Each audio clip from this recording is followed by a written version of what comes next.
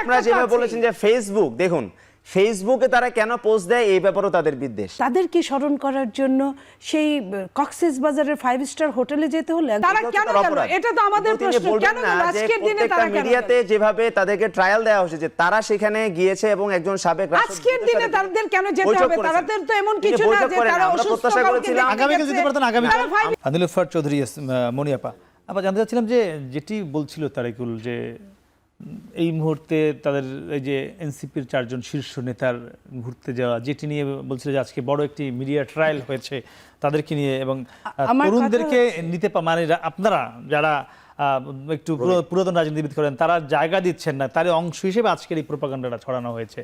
দেখেন, এই প্রোপাগান্ডা ছড়ানোর সুযোগটা কে দিয়েছে? যারা সারাক্ষণ রাজনীতি করছে, 50 জন লোকের জন্য 10-12 হাজার সরকারের ঘুম হারাম হয়ে সারা বাংলাদেশ ঘুরে বেড়াচ্ছে, ডগ স্কোয়াড দিয়ে আপনার পাহারা দেওয়াচ্ছে, 3 বাহিনী দিয়ে পাহারা দেওয়াচ্ছে, হাতে ছো মেরে কামানের মধ্যে ভরে তাদেরকে বাঁচিয়ে নিয়ে আসছে। সেই মানুষগুলা আজকের দিনকে যেটা সামনে রেখে সবার প্রত্যেকের একটা আলাদা কিন্তু অনুভূতি কাজ করছে। আপনি কি মনে করেন না গত বছর এই দিনে আপনি কি করেছিলেন? আমরা যারা মিছিলে গিয়েছিলাম বা হাঁটছিলাম, এই হাঁটাটা প্রত্যেকটা বাংলাদেশের মানুষ স্মরণ করেছে। তাদের কি স্মরণ করার জন্য সেই কক্সেস বাজারের 5 স্টার হোটেলে যেতে হলো? একজন পলিটিক্যাল ফিগার, সে কি স্মরণ করার? এটা আমরা আমি প্লিজ আপনার সময় বলবেন। আপনার ট্রায়ালটা কিভাবে হয়? ট্রায়ালটা মিডিয়া কিছুই যদি না হয় তাহলে তো এই কারণে বলছি যে আপনাদের তাহলে আজকে কেন তাদের যেতে হবে? কাছ থেকে আমরা সহনশীলতা প্রত্যাশা করি। পিটার হাস তারা যেভাবে আমাদেরকে ব্যর্থ হিসেবে প্রমাণ করার জন্য সবাই জানে আজকে মিডিয়া ট্রায়াল দেওয়া হয়েছে, সেই কিন্তু এখানে একটা রহস্য আছে যে রহস্য তিনি অ্যাড্রেস করছেন যে কেন সুযোগ করে দিয়েছেন, অর্থাৎ তারা সেখানে কেন গেল, তারা কেন গেল? এটা তো আমাদের প্রশ্ন। কেন গেল আজকের দিনে? তারা মিডিয়াতে যেভাবে তাদেরকে ট্রায়াল দেওয়া হয়েছে যে তারা সেখানে গিয়েছে এবং একজন সাবেক রাষ্ট্রপতি, আজকের দিনে তাদের কেন যেতে হবে? তাদের তো এমন কিছু না যে তারা অসুস্থ কাউকে আগামী কাল যেতে পারতেন। আগামী কাল আমরা প্রত্যাশা করেছিলাম এবং একজন তার হাজবেন্ডও নিয়ে গেছে। নীলুআপার মতো প্রবীণ রাজনীতিবিদের কাছ থেকে আমরা আশা করেছিলাম, ওয়াইফ নিয়ে গিয়েছে আমরা নীলুআপার কাছ থেকে আমরা আশা করেছিলাম তারা বলবেন, এই যে আজকের দিনে তারা বলে লিখে, তারা তো ফেসবুক, তারা গুজবের বিষয়টিকে অ্যাড্রেস করবেন বলে আমরা ভেবেছিলাম। আমি তোমার সময় বলি না, তুমি একটু সহ্য করো, আমি কিন্তু তোমার সময় বলবো। তুমি আমাকে কথা বলার সুযোগ, আমরা আপনার কথা শুনি। আপনার মনে করেন আজকের দিন তাদের যেতে হবে কেন?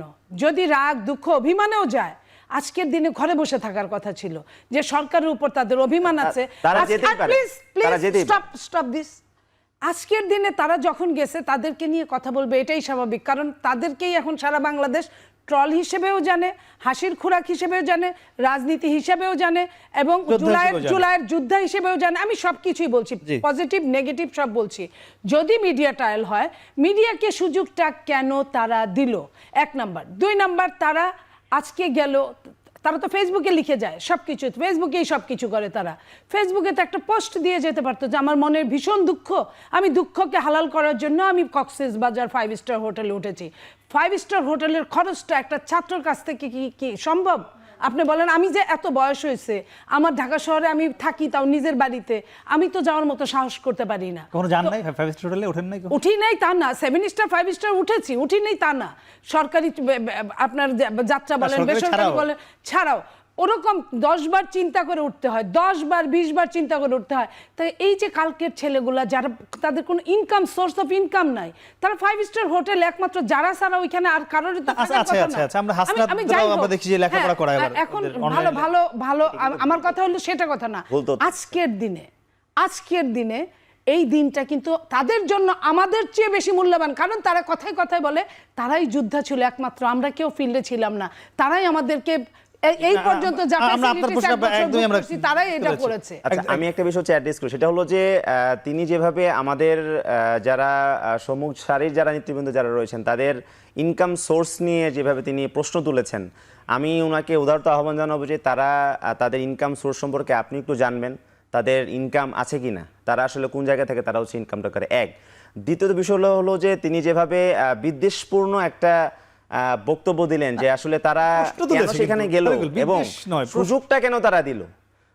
তাদেরকে যে রিলেভেন্ট করার জন্য, অপ্রাসঙ্গিক করার জন্য এত বড় একটা কনস্পাইরেসি বাংলাদেশের মধ্যে এটা তো বর্তমানে আজকে বাস্তবায়ন সামাজিক করা হচ্ছে। যোগাযোগ মাধ্যমে প্রত্যেকটা লেখালেখি media হচ্ছে, তাদেরকে কেন দেয়া হলো? বলা হচ্ছে যে একজন রাষ্ট্রদূতের সাথে তারা মিটিং করেছেন, এটা তো অনেক বড় একটা অভিযোগ, এবং সেই অভিযোগটা কিন্তু সত্য নয়, সেই ব্যাপারে কিন্তু তিনি কোনো কিছু বলেননি। আমরা বলবো যে এই কারণে আমরা বলছি যে তরুণদের প্রতি আপনারা সহনশীল হন, আপনারা আমাদের না, ভুলগুলো দেখিয়ে আমি দিন। over clear এই ছাড়া ধরনের- বলি না কোনো এই ধরনের আমি অবস্থা over আপনারা যদি- clear ছাড়া বলি না, তবে অসহিষ্ণু একটা আচরণ কিছু যদি তো আপনারা আছে। করেন, কিছু এবং আপনারা একটা তো যেভাবে আছে। বলেছেন যে ফেসবুক, দেখুন ফেসবুকে তারা কেন পোস্ট দেয় এই ব্যাপারেও তাদের বিদ্বেষ, তারা কেন ঘোষণা আচ্ছা, দেয় ঠিক আছে, ফেসবুকে আমরা সেই একটু- ব্যাপারে আমরা একটু এত বিদ্বেষ রিজলভের নিয়ে আসলে তারা বক্তব্য কিভাবে শুনি। রাজনীতি করবেন তরুণদের আপনার এই সাথে, সেটা বিষয়ে তো আমাদের কি একটি কোনো প্রশ্ন।